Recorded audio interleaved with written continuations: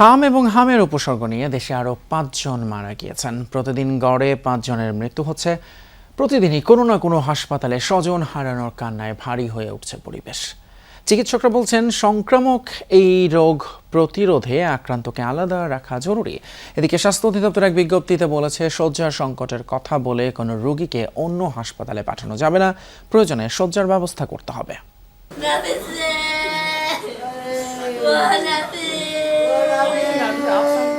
হামের উপসর্গ নিয়ে সংক্রামক ব্যাধি হাসপাতালে ভর্তি করা হয় ৮ মাসের নাফিসকে, কিন্তু বাঁচানো গেল না আদরের সন্তানকে। স্বজনরা জানান, নাফিসের শারীরিক অবস্থা ভালোই ছিল। দুপুরের দিকে হঠাৎ অবস্থার অবনতি হয়। ভালোই ছিল, এখন সকালবেলা অসুস্থ ছিল, হঠাৎ করে এরকম হয়ে গেছে। ডাক্তার দেখছে একদম খিচ্ছা রয়েছে, কিছু নিয়ে নাই মুয়ে ব্লাড আইতেছে। বেনালা বালা আমি আর ওষুধ লেগে দিছি, ওষুধ লেগে গেছি।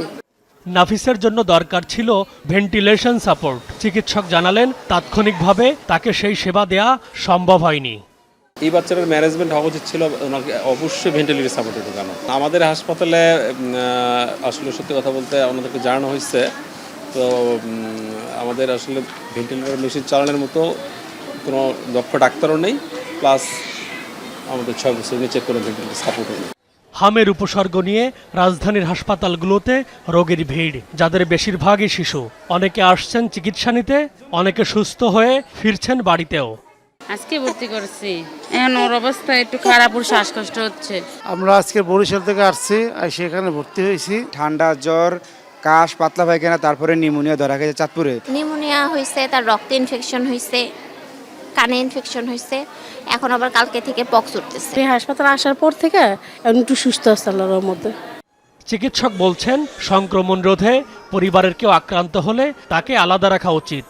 যখনই কোনো বাচ্চার উচ্চমাত্রার জ্বর আসছে, তখনই বাচ্চাটিকে হাম, আপনি চিন্তা করুন এটা হাম হতে পারে, হয়ে তাকে আপনি আলাদা করে ফেলুন, অন্য বাচ্চাদের থেকে তাকে আলাদা করে ফেলুন, যেন বাচ্চাটি ছড়াতে না পারে। 2 নম্বর পয়েন্ট হচ্ছে, বাচ্চাটিকে প্রচুর পরিমাণে পুষ্টিকর খাবার, তাকে হচ্ছে গিয়ে প্রচুর পরিমাণে পানি, সেগুলো খাওয়ান। তার পুষ্টি এবং তার জেনারেল ওয়েলবিংয়ের দিকে লক্ষ্য রাখুন। এদিকে হামের বিশেষ টিকাদান কার্যক্রম চলমান রয়েছে। 1,80,00,000 শিশুকে টিকা দেওয়ার লক্ষ্য নির্ধারণ করেছে সরকার। M A Aziz, Jamuna news, Dhaka.